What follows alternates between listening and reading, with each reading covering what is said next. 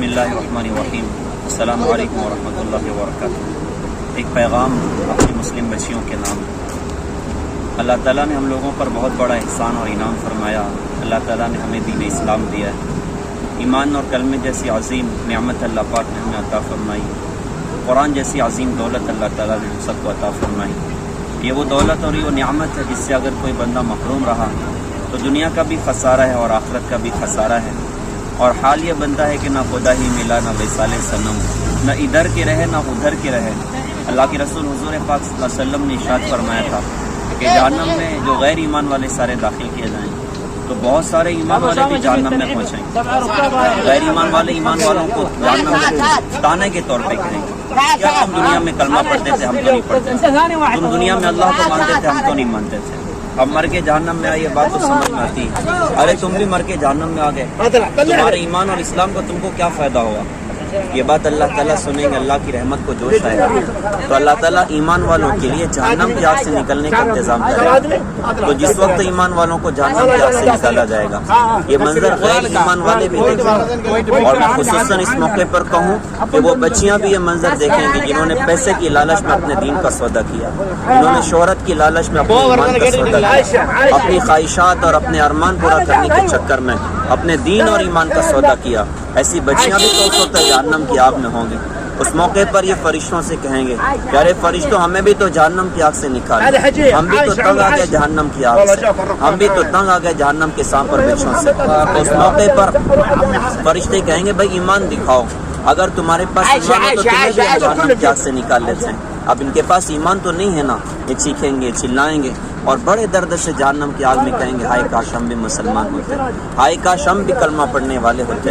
اس موقع پر پتہ چلے گا کہ ایمان کے سودا کرنے نے کہاں پہنچا دیا، اپنے اسلام کے چھوڑنے نے کہاں پہنچا دیا، اوروں کے گندے رسم و رواج اور اوروں کی گندی زندگی اور اوروں کے دین کے اپنانے نے کہاں پہنچا دیا۔ اب یہ ہمیشہ ہمیشہ کے لیے جہنم کی آگ میں تڑپیں گے۔ قرآن کہتا ہے کہ لا یموت فیہا ولا یحیا، نہ وہاں جی سکیں گے نہ مر سکیں گے۔ میں اپنی قوم کی بچیوں کو یہ پیغام دینا چاہوں گا، خدا را اپنے ایمان کے سودے نہ کریں، خدا را اپنے ایمان پر مضبوط جمیں، خدا را اپنے دین پر مضبوط جمیں۔ آپ کو اللہ نے اسلام کی وجہ سے عزت عطا فرمائی، آپ کو اللہ نے ایمان کی وجہ سے عزت عطا فرمائی، ورنہ آپ بتائیں کہ اسلام سے پہلے عورت کا کیا مقام تھا معاشرے میں۔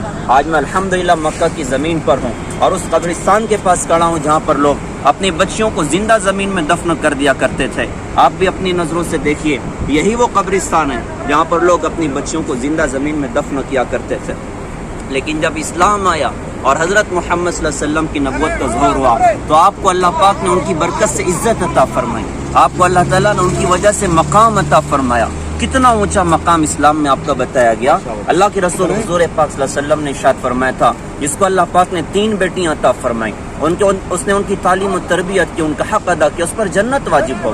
کسی صحابی نے کہا کہ حضرت اگر 3 نہ ہو اور 2 ہی بچیاں ہوں تو کچھ ملنا ہے نہیں ملنا؟ اللہ کے رسول نے ارشاد فرمایا کہ 2 بیٹی ہو تعلیم و تربیت کر دے، اس پر جنت واجب ہوگی۔ کسی نے کہا حضرت اگر 2 بھی نہ ہو 1 ہو تو کچھ ملنا ہی نہیں ملنا؟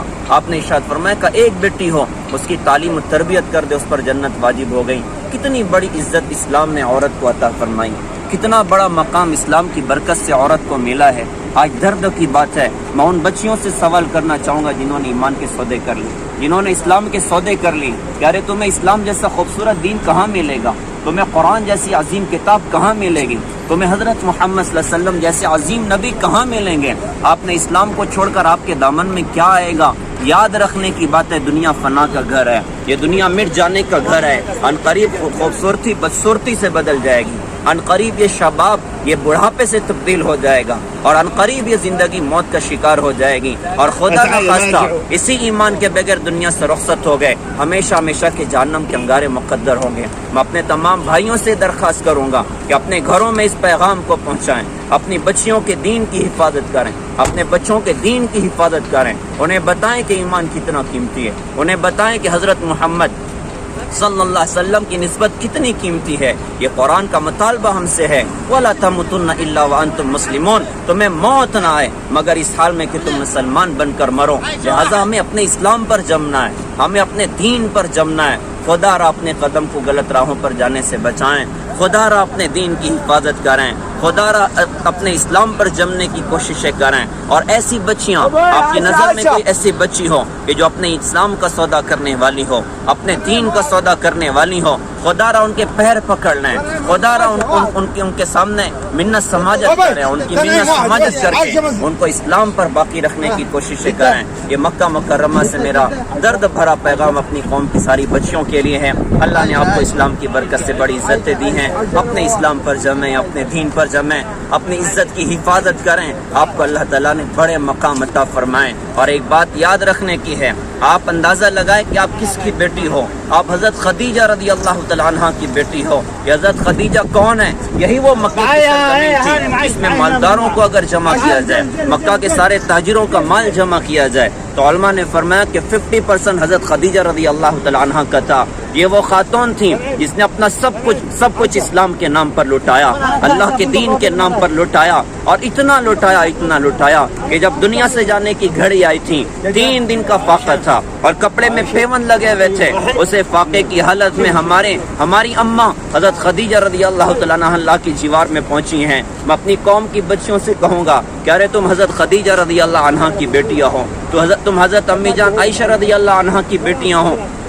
خدا را اس نسبت کی ہم قدر کریں اور اپنے دین اور اسلام پر جمیں، پردے کے ساتھ، حیا کے ساتھ، پاک دامنی کے ساتھ، اپنے ماں باپ کی اطاعت کے ساتھ اسلام پر جم کر زندگی گزاریں۔ اللہ دنیا اور آخرت کی عزتیں آپ کو عطا کرے گا۔ مکہ مکرمہ میں میری دل سے دعا ہے اللہ تعالیٰ امت کی بیٹیوں کی بہت حفاظت فرمائیں، دین پر جمنا اللہ تعالیٰ آسان فرمائیں، دین ایمان پر جم کر زندگی گزارنے کی اللہ تعالیٰ توفیق عطا فرمائیں۔ وآخر دعوانا الحمدللہ رب العالمین۔ السلام علیکم ورحمۃ اللہ وبرکاتہ۔